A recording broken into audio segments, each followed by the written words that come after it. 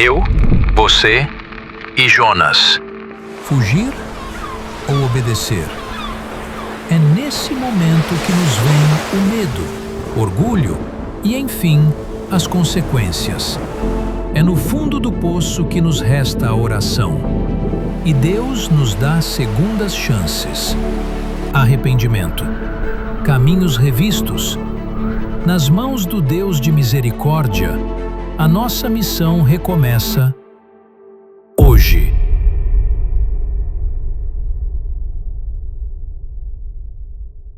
O livro de Jonas é um livro curto e por isso eu quero incentivar também você durante a semana a ler todo esse livro, porque aí nos próximos domingo você virá com mais informações e você conseguirá ligar pontos, não é, da pregação com aquilo que você leu. Sempre quando nós falamos de Jonas, as pessoas automaticamente se lembram da baleia, né? Que na verdade é um peixe grande que a Bíblia descreve. Mas o centro do livro de Jonas não é um peixe grande, né? O centro do livro de Jonas é Deus, obviamente, né? Um Deus de misericórdia, um Deus de segundas chances, um Deus que, mesmo quando nós vamos para longe dele, ele nos traz de volta e nos coloca de novo sob a sua vontade, não é? E eu gostaria de ler com toda a igreja Jonas capítulo 1. Nós vamos ler até o versículo 5. E nós vamos depois refletir em cima desses versículos. E você vai ver que em apenas 5 versículos nós temos muita coisa para conversar.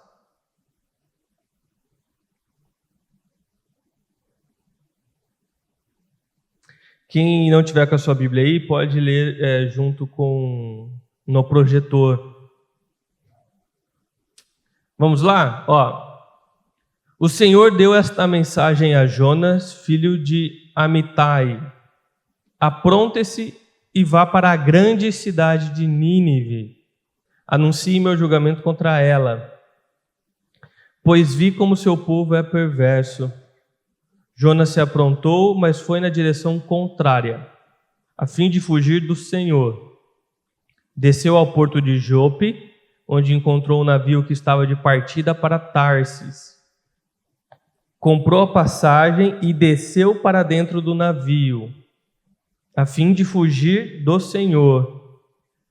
O Senhor, porém, enviou sobre o mar um vento forte, e caiu uma tempestade tão violenta que o navio estava prestes a se despedaçar.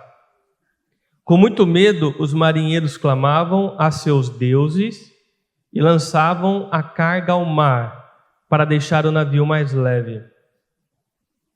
Jonas, porém, desceu ao porão e dormia profundamente. Vamos ler até aqui. Vamos orar? Obrigado, Senhor, pela Tua palavra. Obrigado por mais um dia de vida que o Senhor nos concedeu. Que o Teu Espírito Santo possa falar aos nossos corações, Pai, através da mensagem do livro de Jonas. Que nós possamos ser tocados e transformados, Pai, esta manhã. Assim eu oro em nome de Jesus. Amém. Amém? Vamos lá. Só tirar aqui que agora deu um calor.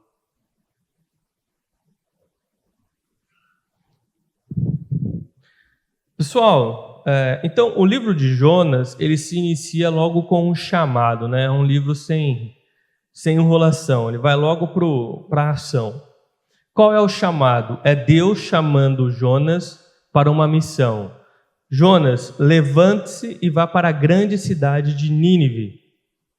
Jonas se levanta, mas ele vai para a direção oposta à cidade de Nínive. Nós vamos ver ao longo da mensagem que Jonas, o que ele quer é um Deus que haja de acordo com a sua própria vontade. Um Deus que simplesmente faça e fale aquilo que ele quer ouvir e aquilo que ele quer fazer. Isso soa familiar, não é? Na nossa própria prática, muitas vezes cristã, em Deus. Veja que o problema, muitas vezes, não é? Como foi de Jonas e muitas vezes é da nossa parte, não é ouvir Deus ou saber aquilo que Deus quer para nós, o caminho que Deus quer para nós. Mas o problema é concordar com este caminho, concordar com esta direção que Deus está nos dando. Então, o livro de Jonas, logo aqui na primeira frase, ele já vem com um questionamento, né? Ele já vem com um entrave, que é: quando a vontade de Deus é contrária à sua vontade, você obedece ou você compra essa passagem para Tarsis e vai para o outro lado? Não é? Como que nós agimos quando Deus nos pede algo e este algo não é o que nós queremos?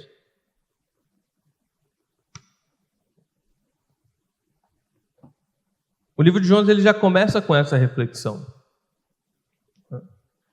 E nós vamos caminhar em cima desses 5 versículos em 2 pontos essa manhã, tá?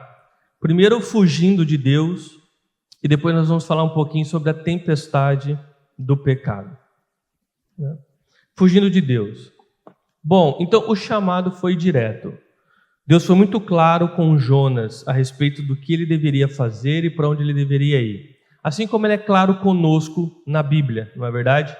Deus então foi até Jonas e falou: levante-se e vá até a grande cidade de Nínive. Jonas entendeu perfeitamente a direção que Deus estava lhe direcionando, lhe ordenando, mas ele não concordou com aquilo. Ele não concordou com aquilo. Então ele vai literalmente para o lado oposto da cidade de Nínive.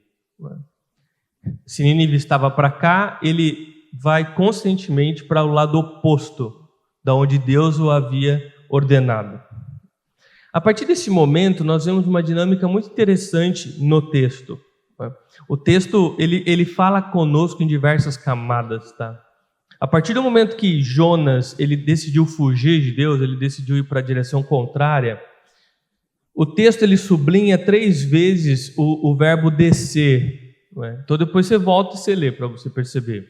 Primeiro, Jonas desceu a Jope, que tinha um porto ali. Depois ele desceu para dentro do navio. E depois ele desceu para o porão do navio. Então veja, o texto, ele fala conosco, não é? De forma muito profunda. Porque isso aqui é muito mais do que o itinerário da viagem de Jonas, não é? Para onde ele foi, o navio que ele entrou e o lugar que ele ficou no navio. Isso aqui é a geografia da alma de Jonas.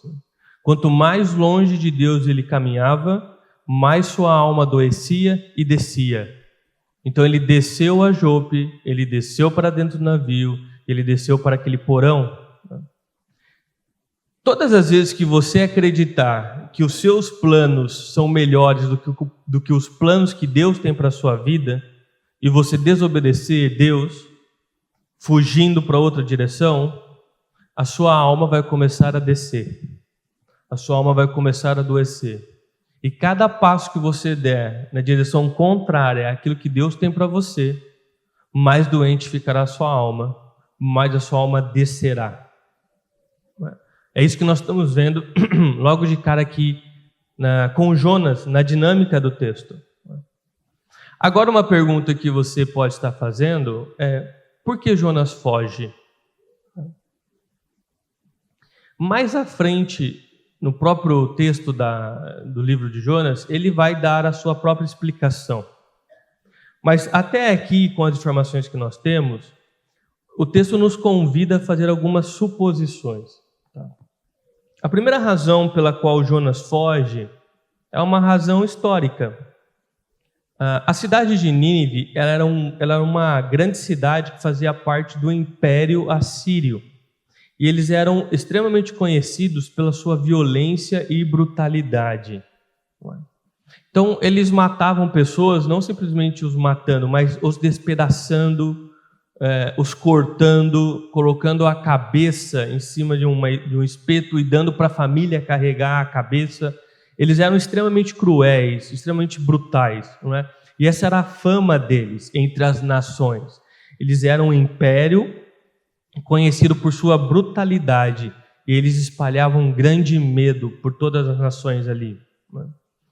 E Jonas, então, quando recebe aquela mensagem de Cristo, de Deus, obviamente o que ele está se imaginando é: você quer que eu entre no meio de uma cidade que eu não conheço nada nem ninguém, que são altamente conhecidos pela sua grande violência e brutalidade, e você quer que eu lá no meio dessa cidade comece a falar que eles estão errados, que não era para eles agir dessa forma, enfim, que eu comece a condenar as atitudes deles? Se o senhor quer me matar, vamos fazer um jeito mais fácil aqui, né? Não precisa de todo esse teatro aqui, não é verdade?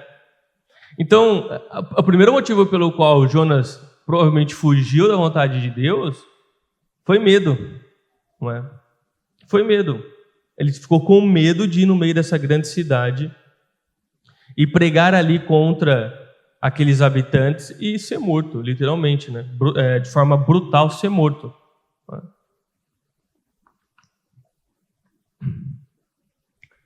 Colocando de uma forma bem clara para você entender, usando uma imagem muito triste da nossa realidade, imagina um policial entrar dentro das periferias do Rio de Janeiro para falar que eles estão errados, desarmados. Basicamente isso. É uma missão suicida. Tá? É assim que Jonas estava se vendo. A segunda razão pela qual Jonas poderia estar fugindo é uma razão política. A Assíria, a qual a Nínive fazia parte, ela oprimia Israel, que era o povo de Jonas. Eles cobravam tributos, faziam pressão militar. Então eles eram vistos como inimigos do povo de Jonas. Significa que se Jonas fosse para a cidade do inimigo deles e fosse lá pregar arrependimento para aquele povo, para que eles fossem salvos, além de ser ingênuo, como nós acabamos de ver, poderia soar como traição para seu próprio povo. Porque o Nínive era visto como inimigo pelo povo de Jonas. E Jonas iria lá no inimigo pedir para que ele se arrependesse, para que Deus o salvasse. O povo de Jonas ia olhar aquilo e falar: e aí, ficou amigo deles? Está traindo a própria pátria? Quer ficar amigo dos nossos inimigos? Então também não pegaria bem, não seria bom para Jonas. Ele ficaria ruim na sua própria casa e correria o risco de ser morto lá. E por fim, Jonas tem uma razão, vamos colocar aqui, teológica. Porque na cabeça de Jonas, Deus deveria matar os inimigos daquele povo. Matar os inimigos, matar os habitantes da grande Nínive. Só que Deus estava querendo salvar os inimigos dele. Na cabeça de Jonas isso não encaixava, entende? Para Jonas, Deus tinha que matar dos inimigos. Só que Deus estava chamando Jonas porque queria salvar os inimigos. Jonas entrou em um conflito. Qual conflito? A vontade que ele tinha e a vontade que Deus tinha. Jonas queria que Deus matasse os inimigos e Deus queria salvar os inimigos. Em resumo, a cabeça de Jonas era: que justificativa possível ou que bom motivo Deus pode me dar para eu fazer essa missão? Tipo assim, me dá um motivo, Deus, um bom motivo para que eu faça essa missão. E Jonas concluiu que não havia sentido, não havia justificativa, não havia um bom motivo para ele cumprir essa missão que Deus estava pedindo para ele. No fim, no meu entender, Jonas deve ter pensado que, no mínimo, Deus ficou louco. Deus perdeu a mão. Essas razões que nós desenhamos aqui, pelo qual Jonas pode ter fugido e não ter cumprido a vontade de Deus, elas são apenas frutos de uma árvore, cuja raiz da árvore é desconfiança. Se for resumir tudo o que eu falei, Jonas desconfiava de que Deus não sabia o que estava fazendo, de que aquilo que Deus estava pedindo era uma loucura e ele havia se perdido, ele simplesmente não sabia o que estava fazendo. E talvez você já tenha vivido isso. Quando nós colocamos a mão sobre a cabeça ao receber a notícia de que um jovem cristão acabou de falecer num acidente de carro, tinha a vida toda pela frente, uma pessoa maravilhosa, não é?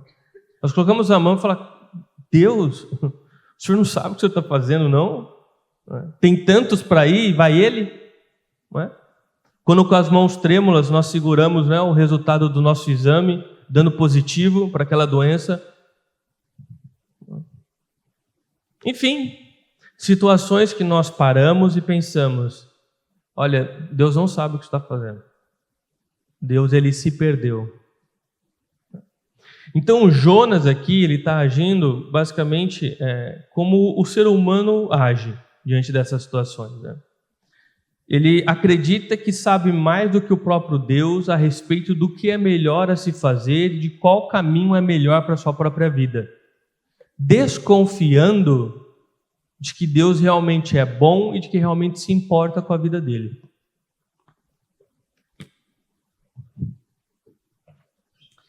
Grave isso. Todas as vezes que Deus nos direcionar para um local e você parar para querer analisar a direção de Deus e não encontrar nenhuma boa razão para obedecer, automaticamente a desconfiança vai inundar teu coração.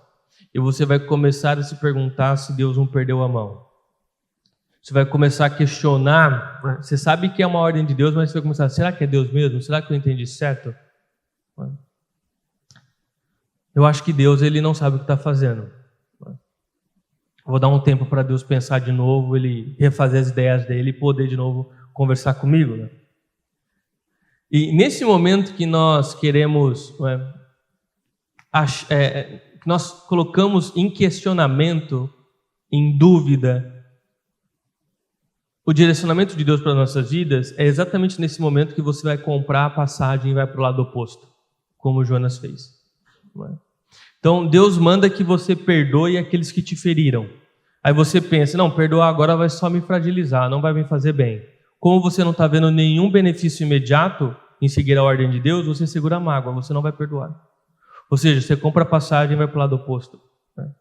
Deus te chama a ser generoso nas suas ofertas. Você faz um cálculo na tua cabeça e você chega à conclusão: não, acho que vai dar uma apertada lá em casa.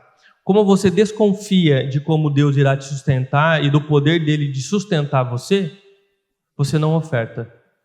Percebe? Todas as vezes que Deus te direciona a algo e você não confia que aquele é o melhor caminho para você e começa a desconfiar de Deus, você compra uma passagem e vai para o lado oposto, ou seja, você desobedece. Não é? Todas as vezes que não vemos uma boa razão, na nossa visão, obviamente, para obedecer a Deus, a desconfiança vai embarcar no teu coração. E é nesse momento que você vai para o lado oposto. Não é? O lado oposto não é sair da igreja. Não é? É desobedecer a Deus, muitas vezes dentro da igreja. Não é? Então, diante das situações da vida e diante das situações que o próprio Jonas, da situação que o próprio Jonas aqui está vivendo, acho que chega um momento em que você, como cristão, tem que dar um passo, um degrau acima e decidir no teu coração se você realmente crê que a vontade de Deus é melhor e perfeita ou não. Chega um momento que você vai ter que refletir e decidir: ou eu sei melhor o que fazer com a minha vida, ou então Deus sabe. E aí você decide quem você segue. Se você segue teu próprio coração ou se você vai seguir a Deus. Não é? Porque, naturalmente, Jonas, assim como eu, como você, ele luta, né, e dessa vez ele perdeu essa luta, em desejar um Deus segundo a minha vontade. Segundo a minha vontade.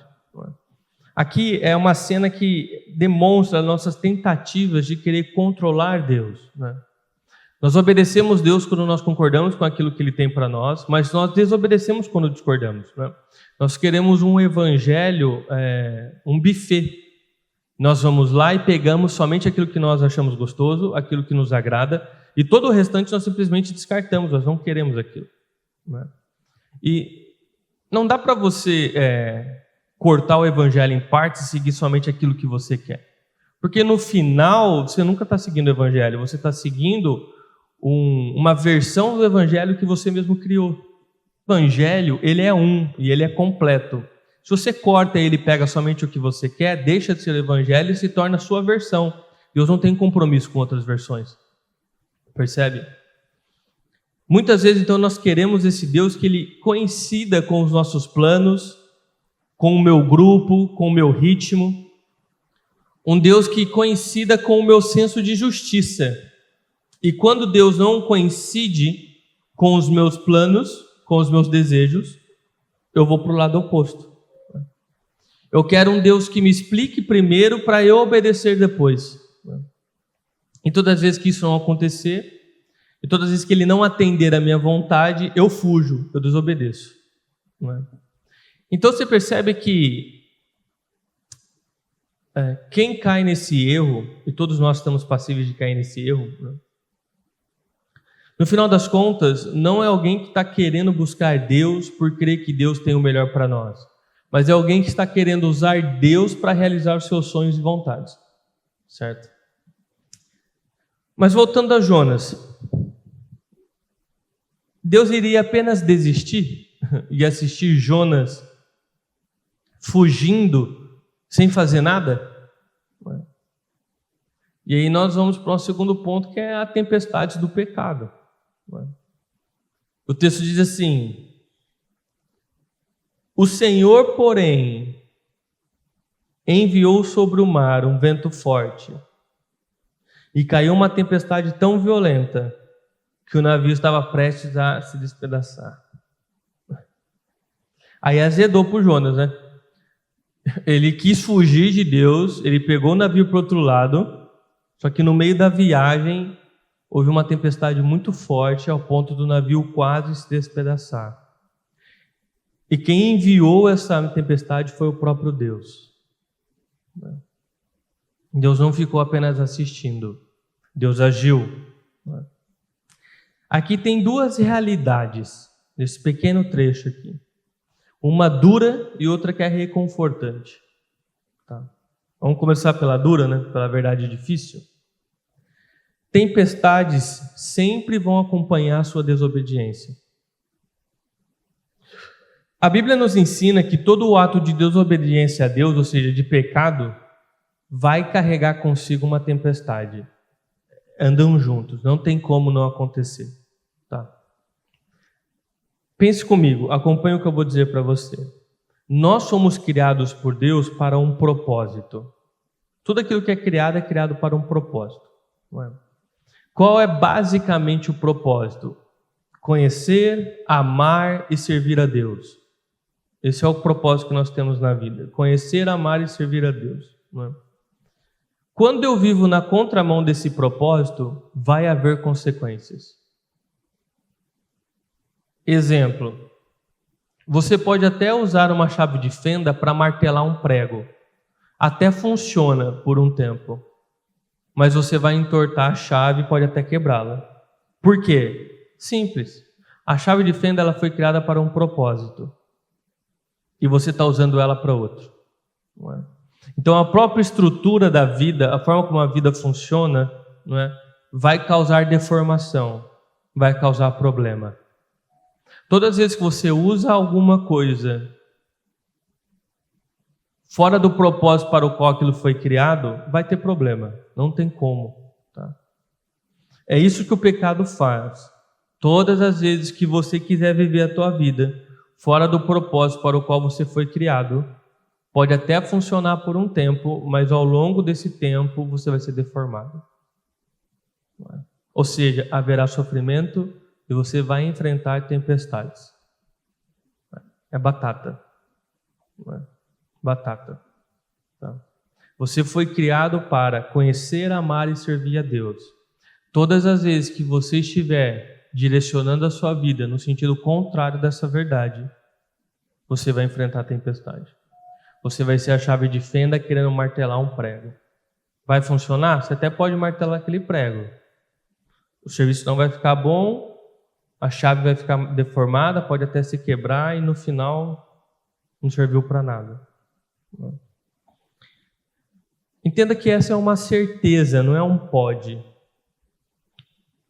A forma como Deus fez o universo, né, e a ação do pecado em nossas vidas, né, age dessa forma, acontece dessa forma. Sempre que nós somos criação de Deus, vivemos contra o propósito original para o qual nós fomos criados, haverá deformação e haverá tempestade.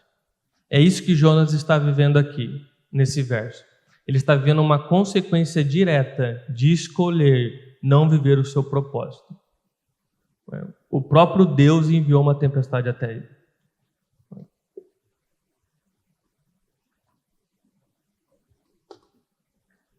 Eu quero fazer um adendo aqui.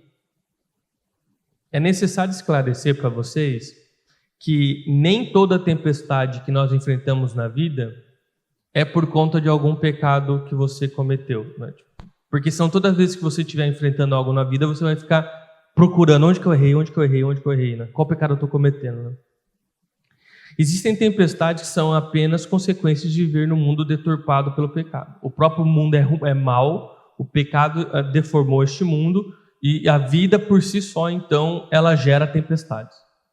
Nós, só por estarmos vivendo, nós enfrentamos problemas neste mundo. Não é? Existem tempestades também que são dores que nós herdamos por nos embarcar, né, nos relacionar na vida com outras pessoas, ou permitir que elas se relacionem conosco. Foi o caso dos marinheiros aqui que estavam com Jonas. Os marinheiros naquele navio, eles não foram o causador da tempestade, mas eles estavam com Jonas no barco, eles estavam sofrendo igual. Então esse é um adendo também, sabe? As pessoas com as quais você se alia, você vai tomar chuva com ela, percebe? Você vai tomar chuva com ela. Por isso que, por exemplo, principalmente os jovens, os adolescentes, quando querem namorar e tal, e buscam alguém fora do caminho do Senhor, basicamente assim, cara, beleza, bota Jonas no teu barco, mas aí o problema é teu. Entendeu? A tempestade vai chegar para você também. Então, veja, nem todas as tempestades que você enfrenta na vida é porque necessariamente você está cometendo algum pecado naquele momento. Existem as tempestades que a própria vida traz, porque o mundo é deturpado, o mundo é mau. Existem tempestades que é quando você se alia a pessoas e permite que elas entrem no seu barco ou que você entre no barco delas. Tá? Então, guarde isso. Tá? Nem sempre a tempestade que estamos enfrentando é consequência direta de um pecado, mas todas as vezes que você cometer um pecado, vai haver tempestade. Tá? Se você desobedeceu a Deus, pode esperar, vai vir tempestade. Tá? Ou porque Deus está enviando, como foi com Jonas, ou pela própria consequência do seu pecado. Tá?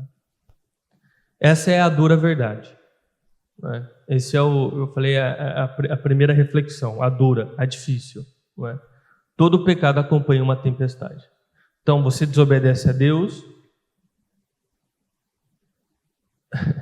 não tem como igual o Jonas, tipo, eu vou para bem longe porque eu fico escondido, Deus não vai me ver. Eu estou fazendo escondido, cara, não importa, é Deus, Ele vê todas as coisas, sabe todas as coisas, a tempestade vai vir. Não é? Eu acho engraçado, né? As pessoas elas ficam com medo, sei lá, da igreja descobrir o que ela está fazendo, ou do pastor descobrir o que ela está fazendo. Cara, por exemplo, eu como pastor, o máximo que eu vou poder fazer de alguma forma é te aconselhar biblicamente. Se você tiver algum cargo na igreja, obviamente te retirar daquele cargo, mas acaba aí, sabe? O teu problema não é comigo, o teu problema é com Deus, cara. E de Deus você não esconde nada. Tem gente que tem mais medo de esconder as coisas das pessoas, se esquece que Deus está vendo. E a tempestade vai cair. Não tem como. Tá.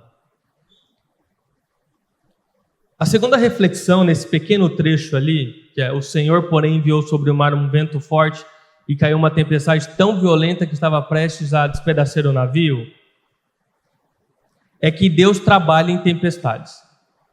Tá? Deus trabalha em tempestades. Quando nós estamos vivendo uma tempestade, quer seja ela consequência dos nossos pecados, ou quer não, os filhos de Deus têm uma promessa. Todas as coisas colaboram para o nosso bem. Significa que Deus usa até mesmo a tempestade, que você criou muitas vezes, para trabalhar para o seu bem.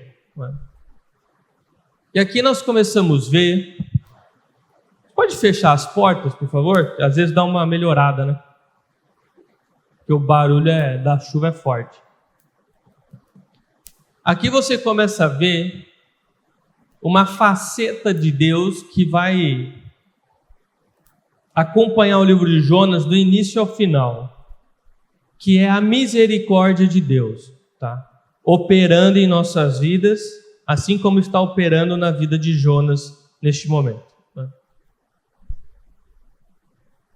A Bíblia nos ensina que as tempestades das nossas vidas, elas têm o poder de, por incrível que pareça, e você vai compreender comigo, o poder de reduzir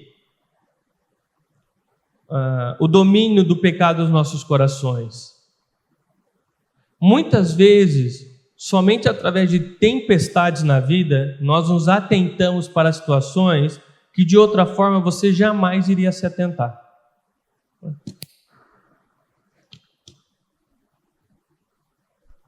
Através de momentos difíceis na vida, nós podemos desenvolver fé, esperança, amor. Haja visto os incontáveis testemunhos de pessoas que dizem ter encontrado Deus, amadurecido e crescido na fé, justamente através de uma tempestade que enfrentaram, que os levaram até Deus.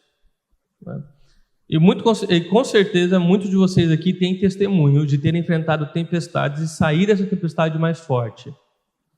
Sair dessa tempestade mais maduro, com mais fé, conhecendo Deus mais de perto. Né? O que é isso? Isso é a promessa que nós temos. Todas as coisas colaboram para o nosso bem. Ou seja, Deus se utiliza também das tempestades para o nosso próprio crescimento. Veja, isso não é um incentivo para você ficar se metendo em problema, obviamente, não é verdade? Significa que se você tiver em um problema, Deus vai usá-lo para que você possa crescer. Mas, se possível, deixa Deus trabalhar em você sem problema. Tá? Não vai ficar... A vida já é tão fácil, né? Que a gente ainda quer criar mais problema para a vida, não é verdade? Deixa os problemas que a vida própria tem e vamos parar de causar problemas, não é verdade? Mas existe uma verdade reconfortante. Quando nós estamos enfrentando uma tempestade pelos nossos pecados, Deus utiliza essa tempestade para que ela colabore para o nosso crescimento, para a nossa fé, para a nossa esperança, para o nosso amor. Olha o resultado da tempestade aqui que aconteceu no livro de Jonas. Primeiro, Jonas ele é desperto, e depois nos outros domingos nós vamos ver, ele voltou para o caminho do Senhor. Ou seja, a tempestade ela veio, mas acordou Jonas e fez com que ele voltasse para a vontade de Deus. E os marinheiros que estavam no barco, não é? E o texto fala que cada um estava orando para os seus deuses, ou seja, eles não temiam verdadeiros deuses, talvez sequer nem acreditavam em Deus. O texto fala lá no versículo 16, que eles reconheceram o poder do Deus de Jonas, da vida de Jonas, e eles então ofereceram sacrifícios a este Deus. Então, percebe, a tempestade, ela foi usada para o bem de Jonas, e não contra Jonas. Foi Deus usando de misericórdia para com a vida dele, para que ele voltasse ao caminho do Senhor, para que ele voltasse à vontade perfeita do Senhor. E de quebra, essa tempestade também alcançou o coração daqueles que nem faziam parte da situação inicial, que eram os marinheiros. Então, veja, a misericórdia de Deus ela é enorme, ela é gigante. E esse, na verdade, é o tema do livro de Jonas, a misericórdia de Deus. O livro já começa escancarando a misericórdia de Deus. Porque nós temos um profeta, que é o profeta Jonas, desobedecendo a Deus e indo para o lado contrário. Deus poderia, cara, segue a tua vida então. Não é? Se você quer me desobedecer e acha que sabe o que é melhor para você, segue a tua vida, eu vou escolher outra pessoa. Mas Deus age com misericórdia para com Jonas. E quando ele age com misericórdia, que é usando de uma tempestade para trazê-lo de volta, ele aproveita e ganha aquele navio todo também com fé para fazerem seus sacrifícios a Deus. Então, Jonas ele se inicia com um questionamento muito familiar para todos nós. O que nós fazemos quando a vontade de Deus é contrária à nossa vontade? Como eu disse, o que nós fazemos quando Deus nos pede para perdoar alguém? O que nós fazemos quando a Bíblia nos ensina a ser generosos nas nossas contribuições, nas nossas ofertas? O que nós fazemos quando a Bíblia nos ensina a amar nossos inimigos? São verdades duras, são verdades difíceis. A Bíblia nos desafia. Mas o ponto é, o que nós fazemos? Nós cremos que a nossa vontade é melhor, nós sabemos melhor como gerir nossa vida, ou de fato nós vamos ser coerentes com a fé que nós dizemos ter e obedecer a Deus mesmo sem ainda conseguir saber ou ver um bom motivo para obedecê-lo? Esse é um questionamento que nas primeiras linhas de Jonas já vem. E é um questionamento que você deve se fazer constantemente.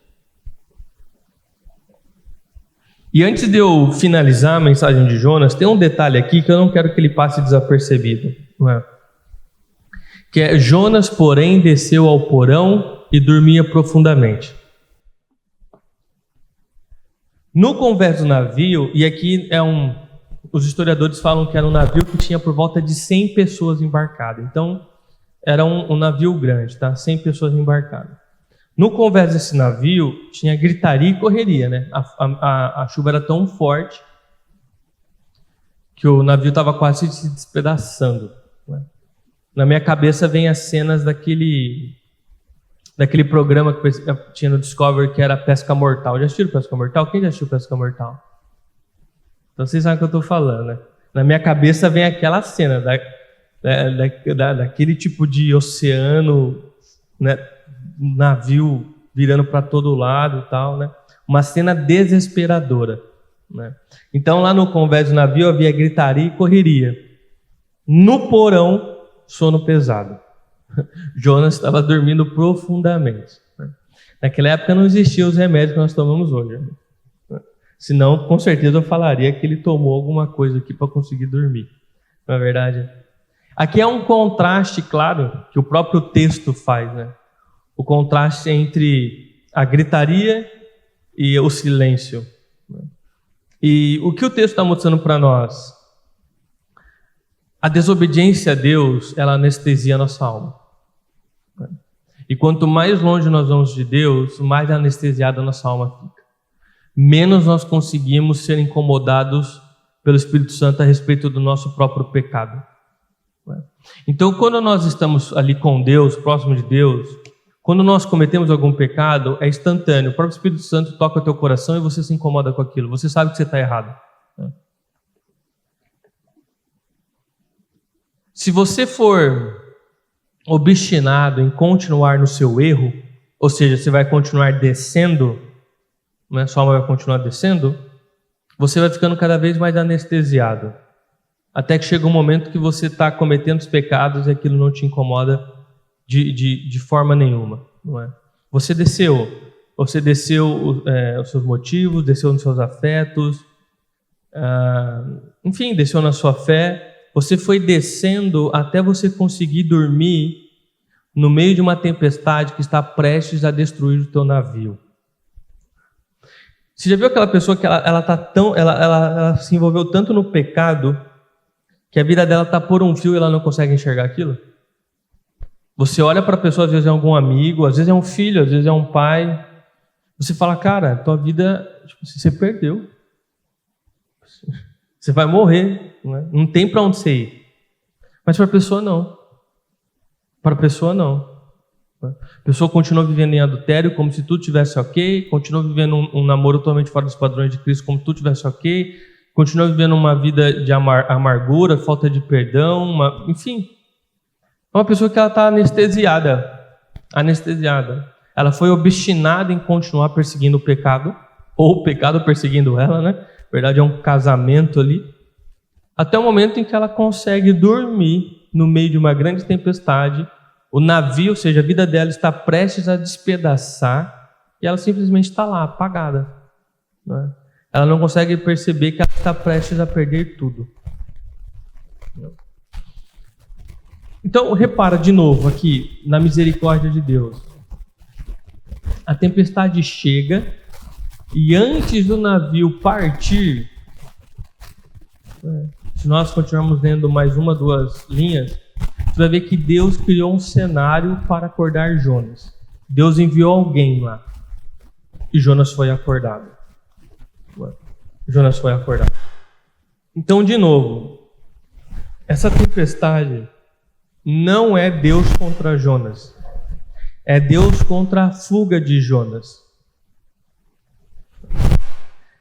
Se hoje, pela misericórdia de Deus, ele te trouxe até aqui, e você agora está percebendo que você está num porão, que você está em desobediência, você está nesse sono profundo, ou se aliando com quem te afasta dos caminhos do Senhor, cara, ouça a voz de Deus te acordando essa manhã e acorde. Acorda, porque o teu navio está prestes a ir, né, para o fundo do mar. Acorde, fale com Deus, porque a mesma mão que lançou a tempestade, lançou o vento, é a mão que tem todo o poder de capacitar você e te sustentar o caminho para cima novamente. Todo o caminho que você desceu, Deus, obviamente, Ele quer fazer você subir todo este caminho. Né? Então, Deus não manda tempestades para nos matar ou para nos destruir. Deus manda tempestade para matar a nossa fuga. Isso é misericórdia de Deus. Tá? Por que eu digo que é misericórdia? Porque tem muitas pessoas que sofreram as consequências da própria vida e não tiveram uma segunda chance. Elas não foram acordadas. Elas não foram acordadas. Deus agiu com misericórdia na vida de Jonas. E creio que está agindo com misericórdia na vida de muitos aqui hoje. Te acordando. Te acordando. Né? Antes que o teu barco afunde. Né? Então, como Jonas, que você acorde, tá? E decida obedecer a Deus. E quando você decidir obedecer a Deus, você vai ver que a tormenta que trouxe toda essa situação para despedaçar teu navio, na verdade, todo o tempo era a misericórdia de Deus tentando te puxar de novo para um lugar seguro, que era a vontade dele. Que era a vontade dele. Então, irmãos, assim, tem muita informação para você refletir. Tá? Em 5 versículos já deu para ver muita coisa sobre o livro de Jonas, né? Principalmente a respeito da misericórdia de Deus. O livro de Jonas é um livro sobre a misericórdia de Deus, sobre um Deus de segunda chance. Não é? Então, Deus chama, mesmo quando nós fugimos, Deus pode agir com misericórdia e nos alcançar. Foi isso que aconteceu com Jonas. Deus não terceiriza o cuidado, mas Ele entra, vamos dizer assim, no mar da nossa história, não é? E nos salva no meio da tempestade, nos acorda contra a tempestade e nos salva. Então, a mensagem desse início do livro de Jonas aqui é: saia desse porão, acorde, obedeça a Deus. Você está vivendo um entrave sobre o que Deus tem te pedido, sobre o que o Evangelho está te incomodando, e você está arredio, está com o coração duro, você tem que tomar essa decisão. Ou você entrega a sua vida nas mãos de Deus, crendo que Ele tem o melhor para você, ou você vive a sua vida de acordo com as suas regras. Os dois não dá para acontecer. Os dois não dá para acontecer. Então, óbvio que a nossa oração como igreja é para que você confesse sua fuga e dê o primeiro passo em direção à obediência com Deus. E você sabe para que lado é esse passo. Porque Deus é sempre muito claro a respeito da vontade dEle em nossas vidas, e aquilo que nós estamos pecando, o Espírito Santo sempre deixa aquilo em evidência. Nós sabemos onde nós estamos errando com Deus. Entendeu? Isso não tem desculpa. Tá? E então, no meio desse vento, dessa tempestade, você vai poder confiar. Né? Porque o Deus que te chamou, mesmo para que uma missão na tua cabeça seja suicida, é o Deus que vai te sustentar por toda essa missão. Então, assim nós vimos os primeiros 5 versículos do livro de Jonas. Nosso objetivo agora nos próximos domingos, os próximos 4 domingos, nós caminharmos em mais versículos, tá? Eu vou ser bem sincero, eu nem sei se eu vou terminar o livro de Jonas. Talvez fique uma parte 2 para ano que vem. Mas os versículos que nós conversarmos, você vai ver que cada versículo traz uma tonelada de amor, de misericórdia e direcionamento para as nossas vidas. O que eu gostaria que você levasse para a semana. Primeiro, desconfiar de Deus é o primeiro passo de fuga e da descida da sua alma. Todas as vezes que você começar a se questionar e desconfiar de Deus a respeito do que Ele está pedindo para você, cara, escolha seguir Deus. Caso contrário, você vai começar a desconfiar e o teu caminho vai ser descida. Tua alma vai começar a descer. E você vai começar a se anestesiar. Tá? O segundo, todo pecado sempre traz tempestade. Tem como. Todas as vezes que nós estivermos em pecado, todas as vezes que nós fugimos da vontade de Deus, é como uma chave de fenda sendo usada para martelar. Você não está vivendo o teu propósito, você não está vivendo para aquilo que você foi criado. Então a vida vai ficar mais difícil. E 3, Deus não manda tempestade para nos matar, mas para matar a nossa fuga. Isso aqui é maravilhoso, porque Deus, ao invés de deixar você do tipo, vai, segue teu caminho então. Se você acha que sabe, vai. Deus, ele ainda, com misericórdia, ele, vamos dizer assim, faz ainda mais uma tentativa. E ele manda uma tempestade. E é uma tempestade que não é para te destruir, não é para te matar. Na verdade, é para matar a sua fuga, para te trazer de volta para o centro da vontade de Deus, para que você volte a viver o propósito para o qual você foi criado. E se torne, então, dentro do nosso exemplo, um martelo para pregar o prego e não mais uma chave de fenda sendo usada para martelar. Tá? Então, esses são os 3 pontos que eu gostaria que você levasse para a sua semana. E agora eu gostaria que você orasse a respeito de tudo que nós aprendemos em Jonas. Não é? Diante dos dilemas que você tem vivido, o que você tem pensado, as situações que você tem enfrentado. Não é? A vida realmente ela não é fácil. Eu creio que todos aqui estão enfrentando situações, momentos, talvez alguns com tempestades ainda chuviscos, outros com tempestades mais fortes. Mas Deus, na sua mão de misericórdia, Ele deixa claro aqui para nós que Ele quer te trazer de volta. E Ele pode te sustentar todo esse caminho de volta.